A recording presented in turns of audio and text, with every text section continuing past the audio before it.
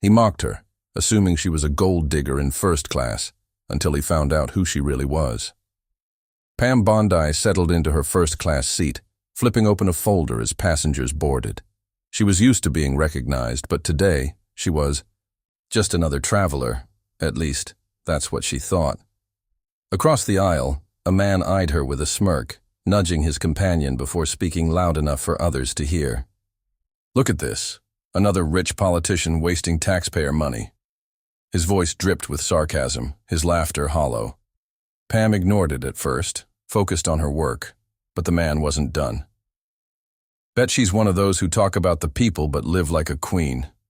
A few chuckles followed, emboldening him. He leaned forward, eyes gleaming with misplaced confidence. "So what do you do, lady? Lobby for the rich? Pass laws from a leather seat?" Pam closed her folder slowly, meeting his gaze with a calm, unwavering look. She could have ignored him, let him bask in his ignorance. But this time she decided otherwise. She leaned back, a small, knowing smile forming. "Actually," she said, voice even, "I am Pam Bondi." The color drained from his face. His smirk faltered. He had just mocked one of the most formidable legal minds in the country, and in the next few moments, he was about to regret every word. Silence wrapped around the first-class cabin like a heavy fog. The man's smug expression flickered with uncertainty, his laughter dying in his throat. He blinked, his mind scrambling to process what he had just heard. Pam Bondi, not just a politician, not just another rich traveler. The Pam Bondi, former attorney general, a powerhouse in law, and a woman who had stood toe-to-toe with some of the most influential figures in the country. The shift in the air was palpable. Passengers who had heard the exchange now turned, curiosity gleaming in their eyes. Even the flight attendants hesitated, sensing the tension.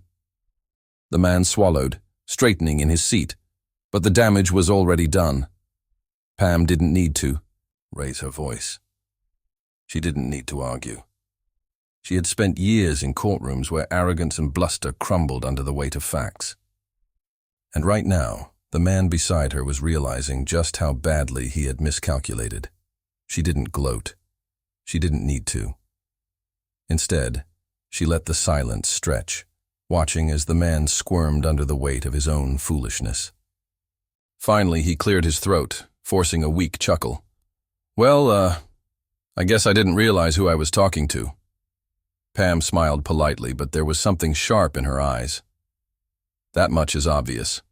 The chuckles he had earned earlier, from his companion and nearby passengers, were gone. Now, people were watching for a different reason.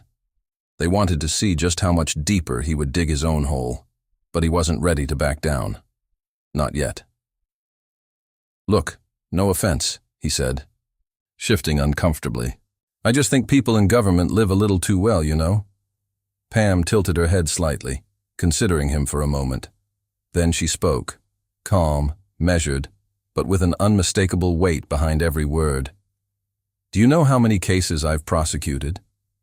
she asked, folding her hands neatly in her lap. "How many criminals I've put behind bars? How many victims I've fought for?"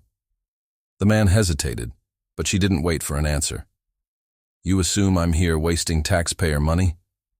But what you don't know is that I spent years working to protect those very taxpayers. You assume I live off the system, but you have no idea how many nights I've spent in courtrooms fighting for justice while people like you sit comfortably at home." Passing judgment, the cabin was dead silent now.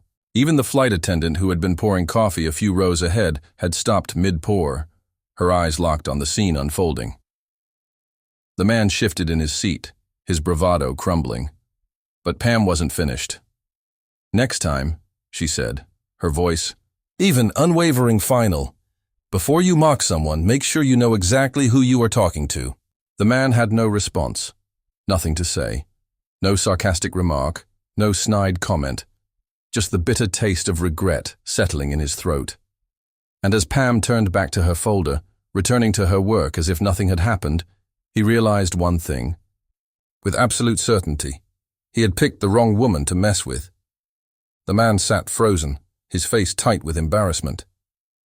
The weight of his mistake hung in the air, thick and suffocating. His bravado had vanished, replaced by the uncomfortable realization that he had challenged the wrong person. Pam Bondi didn't need to humiliate him. She didn't need to raise her voice or call for attention. She had simply laid out the truth, sharp and undeniable. And now, the man, who had started this exchange so confidently, had nowhere to hide. The passengers around them had seen everything.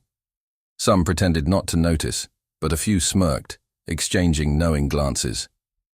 Even his own companion had subtly leaned away, as if wanting no part in his downfall. A flight attendant approached cautiously, sensing the tension but keeping her professional composure. "Can I get you something to drink?" she asked politely, her eyes flickering toward the man, who looked like he needed something much stronger than coffee. He coughed, clearing his throat, trying to regain some sense of dignity. Just water," he muttered, barely looking. Pam, on the other hand, didn't seem affected at all. She glanced at the flight attendant with a small, polite smile. "No, thank you," she said, turning the page in her folder as if the conversation had never happened. Because to her, it hadn't. That was what stung the most. Not just that he had been put in his place, but that she had moved on so effortlessly, as if his insults hadn't even registered as significant. He had mocked her. He had tried to humiliate her. And yet, in her world, he was already forgotten. The man shifted in his seat, uncomfortable in the silence that followed. He could feel the weight of the eyes on him, the quiet judgment of the people who had witnessed his arrogance crumble. He wanted to say something, to fix it, to smooth over the mess he had created. But what was there to say? So, for the rest of the flight, he sat in silence, staring ahead, the lesson lingering heavy in his mind. And by the time they landed, he knew one thing for certain. He would never make the mistake of underestimating Pam Bondi again. The rest of the flight was suffocating. The man sat stiffly, eyes locked on the seat in front of him, his usual confidence drained. He had picked the wrong person to mock, and now every passing minute felt like a slow, painful lesson in humility. Pam Bondi, meanwhile, had already moved on. She read through her documents, unbothered, unfazed. That was the worst part. She hadn't argued. She hadn't tried to embarrass him. She had simply stated facts, and facts had crushed him. When the plane finally landed, he exhaled, relieved to escape the quiet humiliation. But as he stood, rolling his shoulders, hoping to leave, this moment behind, he felt a tap on his arm. An older man from a few rows back leaned in slightly, lowering his voice. "Next time, son, do your homework before you run your mouth." The man's stomach dropped. Others had been listening, watching. He hadn't just embarrassed himself. In front of Pam Bondi, he had made a fool of himself in front of the entire cabin. Pam stood up, grabbing her bag without sparing him another glance. She didn't need to. The damage was done. And as he followed the slow shuffle of passengers exiting the plane, one thought haunted him. He had been so sure of himself, so quick to judge, and now he was the one walking away in shame. The walk through the airport terminal felt endless. The man kept his head down, avoiding eye contact, still replaying the moment in his head.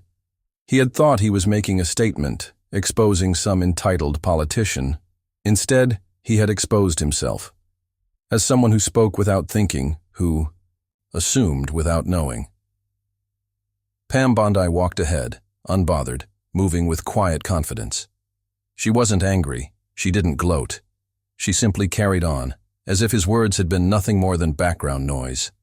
That was the part that stung the most. He wanted to disappear, to forget it ever happened. But fate wasn't done with him yet. As he passed a coffee stand, he caught part of a conversation. Two businessmen nodding toward Pam as she walked past. That woman took on some of the biggest legal battles in the country. Yeah, and won. You. Don't mess with someone like Pam Bondi. The man clenched his jaw, gripping the strap of his bag tighter. Everyone knew. He had spent the entire flight trying to mock someone out of pure assumption, and now, he was the one being talked about. Not with respect, not with admiration, but as an example of what not to do. Pam disappeared into the crowd, leaving him behind in every sense. No words, no final glance, nothing. She had nothing to prove. And as he walked toward baggage claim, his own lessons settled in like a weight on his chest. Next time he'd think twice before judging a stranger, because he never knew who he might be talking to. The man reached baggage claim, shoulders tense, his mind still replaying every mistake. He had walked onto that plane thinking he knew exactly who Pam Bondi was. Just another politician, just another person to mock. Now he knew better. People around him moved on with their lives, retrieving their luggage, greeting family members, heading toward exits. But he stood there, rooted in place, feeling like a different person than the one who had boarded that flight. A notification buzzed on his phone. Out of habit, he checked it. A news article. The headline made his stomach turn. Pam Bondi, the legal powerhouse who never backs down. He clicked. The article outlined her career, her fights against corruption, her high-profile cases, the work she had done long before he ever thought to judge her. It wasn't just a reminder of who she was. It was a reminder of how wrong he had been. Voice pulled him from his thoughts. "You all right, man?" It was the older gentleman from the plane, the one who had warned him to do his homework. He stood beside his suitcase, eyeing the man with a knowing look. The man exhaled sharply, rubbing a hand over his face. "I screwed up," he admitted, the words bitter in his mouth. The older man chuckled, shaking his head. "Yeah, you did." Then after a beat, he added, "But at least you know it." The man glanced at the crowd, spotting Pam Bondi disappearing. Through the exit, never looking back. He wouldn't get a second chance to fix his mistake. But maybe he could learn from it. And as he grabbed his suitcase and headed for the doors, one thought lingered in his mind. Next time, he'd keep his mouth shut until he knew exactly who he was talking to. The cold rush of air hit him as he stepped outside the airport. People hurried past, taxis lined the curb, and the city buzzed with its usual indifference. But for the man, everything felt different now. He had walked into that flight with arrogance. He was leaving it with regret. Pam Bondi was gone. There was no way to undo what had happened, no chance to take back the words he had so carelessly thrown. And that was the real lesson. Some mistakes didn't get second chances. His phone vibrated again. Another article, another reminder of who she really was. This time, he clicked without hesitation. Pam Bondi's relentless pursuit of justice has earned her both admiration and controversy. But one thing is undeniable: she never backs down. The man exhaled slowly. She hadn't even needed to put him in his place. She let the truth do it for her. A taxi pulled up, and as he slid inside, the driver glanced at him in the rearview mirror. "Long flight?" The man let out a dry chuckle, shaking his head. "Yeah, you could say that." The car pulled away from the curb, merging into the chaotic flow of traffic. He stared out the window, watching the city blur past, the weight of his own foolishness pressing down on him. Next time, he wouldn't judge so quickly. Next time, he'd think before he spoke. Because today, he had learned the hard way that ignorance is loud. But the truth is louder. As the taxi weaved through the city streets, the man sat in silence, his thoughts replaying the moment that had unraveled his arrogance. He had boarded that plane with a smirk, thinking he was making a statement. Instead, he had become the lesson. Pam Bondi never had to humiliate him. She didn't argue, didn't raise her voice. She simply let reality sink in. And now, long after she had walked away, he was still feeling the weight of his own words. The car slowed at a red light. On the sidewalk, A group of professionals chatted. Near a coffee shop, their voices carrying just enough for him to hear snippets of conversation. They were talking about her. Pam Bondi. She's one of the toughest out there. Yeah, I wouldn't want to be on the wrong side of her in court. A hollow laugh escaped his lips. He knew that feeling all too well. The light turned green. The taxi pulled forward, and he leaned back against the seat, exhaling. There was no undoing what happened. But there was something he could take from it. He wasn't the first person to underestimate someone, and he wouldn't be the last. But from now on, he'd be smarter. He'd think before he spoke, listen before he judged. Because today, he hadn't just embarrassed himself. He had been humbled. As the taxi came to a stop at his destination, he paid the driver and stepped out, a little quieter, a little wiser. And for the first time since stepping onto that flight, he finally understood. Some people don't need to prove their worth. It speaks for itself.